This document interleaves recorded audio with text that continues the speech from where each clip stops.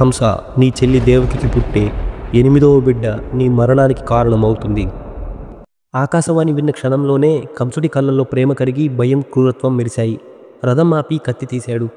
దేవకి తలపై కత్తి దింపబోతుండగా వసుదేవుడు చేతులు జోడించి వేడుకున్నాడు. ప్రభు, పుట్టే పిల్లని నీకు అప్పగిస్తాను అని చెప్పగా కొంత ఆలోచించి కంసుడు వారిని చంపకుండా మధుర కోటలోని భీకరమైన జైలులో బంధించాడు. కానీ అక్కడ జీవితం మరణం కంటే భయంకరమైనది. దేవకి ప్రతిసారి గర్భవతి అయినప్పుడు కంసుడు తనకు పుట్టిన సంతానాన్ని నేలకు వేసి కొట్టి చంపేవాడు. అలా కొన్ని సంవత్సరములు గడిచాక అది అర్ధరాత్రి సమయం, అష్టమి తిథి, రోహిణి నక్షత్రం.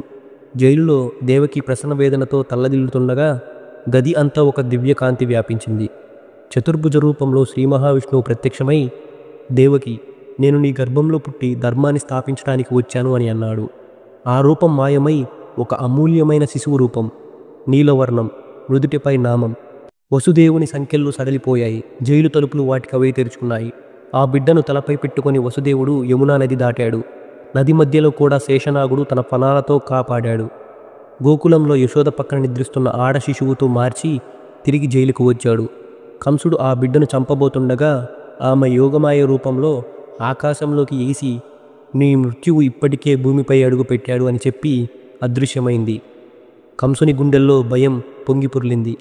ఇదే శ్రీకృష్ణ లీలలకు ఆరంభం.